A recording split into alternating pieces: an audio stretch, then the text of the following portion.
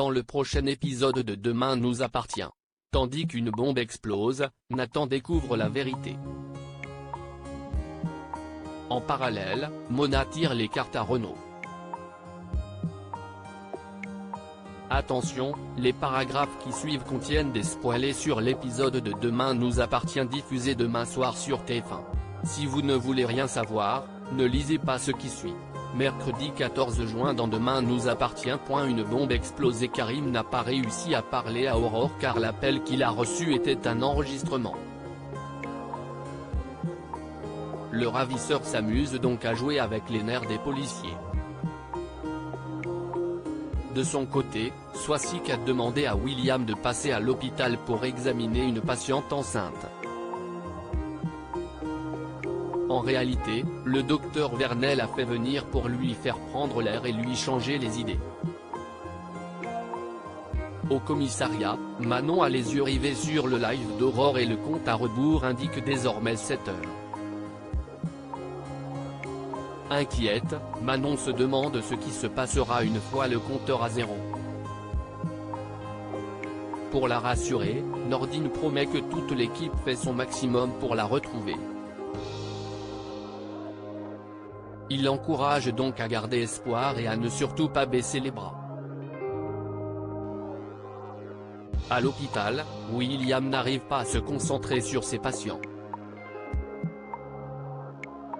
Pour éviter de commettre une erreur de diagnostic, il a finalement préféré laisser tomber pour regarder le live d'Aurore. En effet, William a l'impression d'abandonner sa femme en la quittant des yeux ne serait-ce qu'une seconde. Il remercie malgré tout sa collègue d'avoir essayé de lui changer les idées. Pendant ce temps, Roxane est parvenue à récupérer l'IP fixe de l'ordinateur qui transmet la vidéo d'Aurore et Martin récupère l'adresse de l'endroit où serait séquestré leur collègue. Il demande ensuite à Nordine de prévenir Karim qu'il se rend sur place en moto et de dire à Sarah de le rejoindre avec des renforts. Sur place, Karim fait le tour de la bâtisse pendant que Martin pénètre à l'intérieur. Dans les secondes qui suivent, le commandant entend Aurore crier à l'aide. Cependant, après avoir enfoncé une porte, Martin réalise avec stupeur qu'elle n'est pas là. Lorsqu'il remarque une enceinte posée sur un carton, il comprend trop tard qu'ils sont tombés dans un piège. Et les choses ne vont pas vraiment s'arranger puisqu'en ouvrant le carton, Martin découvre une bombe. S'il parvient à prévenir Karim en lui hurlant de partir, il n'a en revanche pas le temps de quitter les lieux avant la déflagration. La bombe explose. Karim est projeté au sol tandis que Martin est introuvable. Nathan découvre la vérité. C'est le jour de l'épreuve de philosophie pour les lycéens d'Agnès Varda. Particulièrement stressé, Nathan a l'impression d'avoir tout oublié.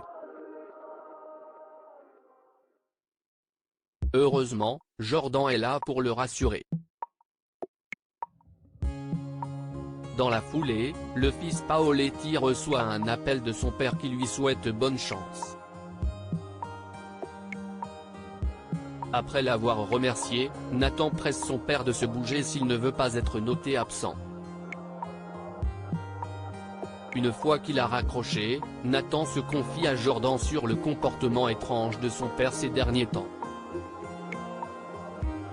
En effet, il a l'impression que Bruno passe un concours pour être élu le meilleur père de l'année. Jordan tente alors de lui faire comprendre qu'il fait cela justement pour rattraper les 18 dernières. À la fin de son épreuve, Nathan se rend au Spoon et raconte à son père qu'il pense avoir réussi son épreuve de philosophie. Fier de lui, Bruno finit par lui dire qu'il n'est pas allé à l'épreuve. Forcément, Nathan le prend mal et l'envoie balader en lui reprochant de ne jamais aller jusqu'au bout des choses.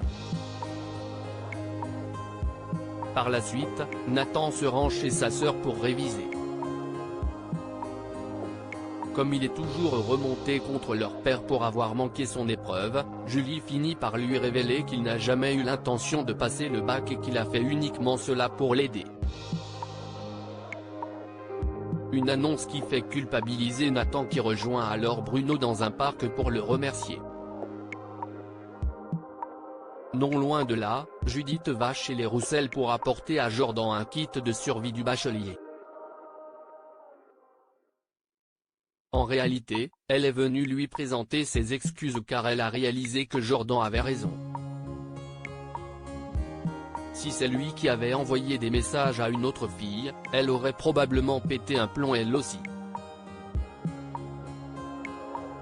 Après avoir dit qu'elle n'a jamais envisagé de le tromper, Judith lui dit combien elle est désolée de l'avoir blessé. Jordan accepte ses excuses puis reconnaît à son tour avoir eu tort d'aller voir Vince pour régler ses comptes. Pour sceller leur réconciliation, ils s'embrassent. Mona tire les cartes à Renaud à l'hôpital, Mona tire les cartes à Georges pour s'amuser. En voyant le tirage de son fils, elle prédit qu'il va rester coincé dans le passé et faire une grave dépression. Le petit don de Mona a vite fait le tour de l'hôpital et autant dire que c'est loin de plaire à tout le monde. Renaud profite donc de la croisée pour lui rappeler que c'est un hôpital et non une caravane de voyantes. De son côté, Mona lui fait comprendre que les patients se portent beaucoup mieux depuis qu'on s'occupe de leur âme et non de leur corps. En vain, Renaud demande à Mona d'arrêter afin de ne pas troubler le personnel et la tranquillité des patients. Malgré tout curieux, Renaud sollicitait que Mona lui tire les cartes.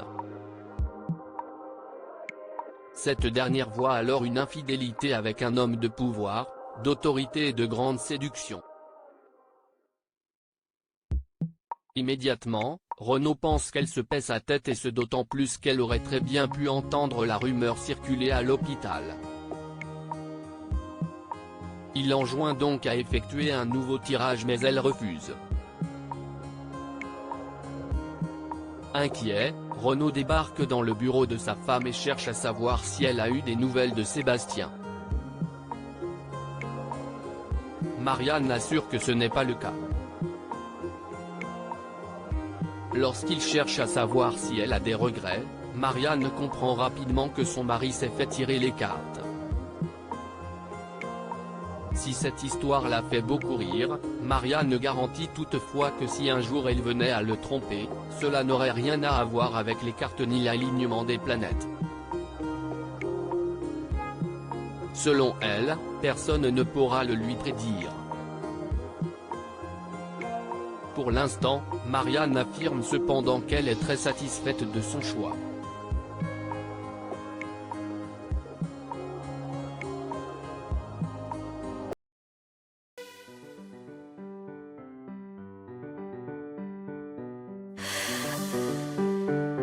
나